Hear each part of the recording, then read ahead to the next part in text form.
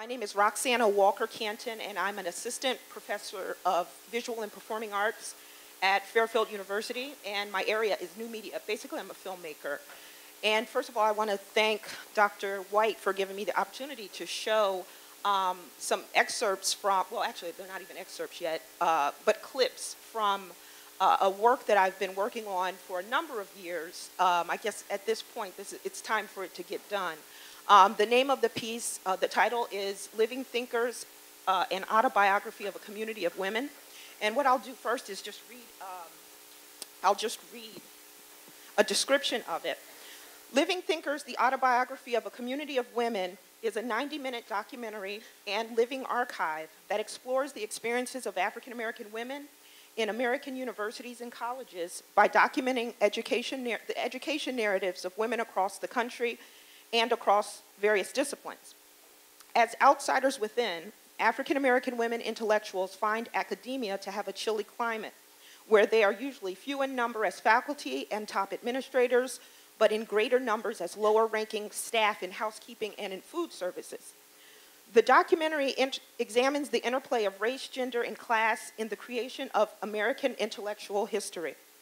The narratives document the women's educational experiences in their continued struggle to obtain literacy, equity in education and in the workplace, and fair media representation in a nation that has historically characterized African-American women as slaves, tragic mulattoes, mistresses, domineering matriarchs, silent maids, and welfare recipients.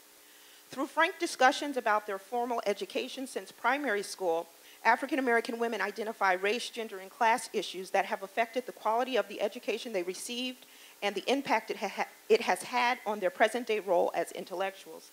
Their educational narratives reveal survival strategies they employ to succeed in institutions of higher learning that have been hostile to African-Americans and to women.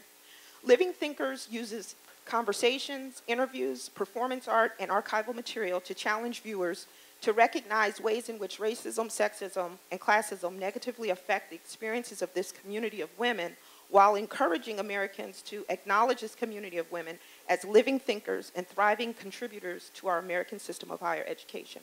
Now, what I'm going to show you, you're not going to see all of that yet, because we're still working on it, but that is the vision.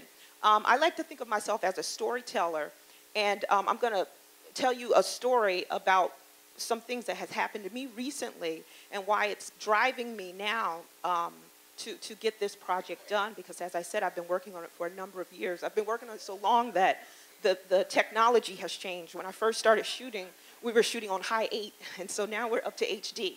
So, I'm very excited to be here today. This has been a very reaffirming experience. I teach at Fairfield University. This is the first, last semester was my first semester there. I've taught other places as well, but it is very, very, very white.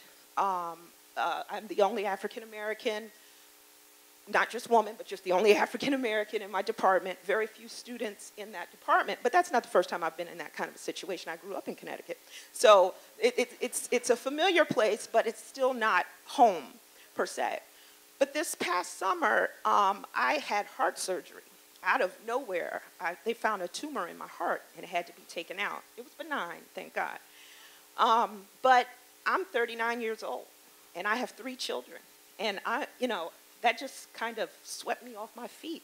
And so since that time, that was June of last year, I've been healing. And a lot of what we've been talking about here today is about healing and growth. And so I've been thinking about death a lot lately.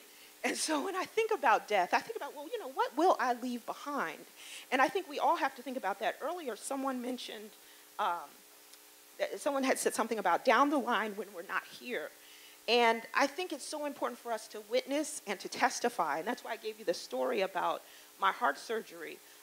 But how it has become an impetus for me to get this project done, because it's so important for us to testify and to have something left behind. Not only books are very important, but as a media maker, it's so important for us to take control of the media and to have our images out there. So I want to show, I'm going to call it, it's kind of like, it's an assembly to a certain extent, maybe a little bit more than assembly. An assembly, when you're making a film, is when you choose pieces of footage that you're planning to use. and you kind of link them together, no particular order. It's more than an assembly, but at the same time, it is not the final project, but it is just taking some of the footage that I've gotten so far, some of the interviews, some of the archival footage, and just trying to give people an idea of where I'm going with it. Looking for funding. So hopefully looking for funding, but also looking for participants. This is going to be a 90-minute documentary, but I'm expecting to interview over 100 women. And I'd like to produce a living archive, one that will continue and continue and continue. And hopefully those will, the living archive will be also used for museum installations. So I'll go ahead and show it, and hopefully I will get a card from each and every one of you. And I'm traveling around interviewing people. All right, thank you very much.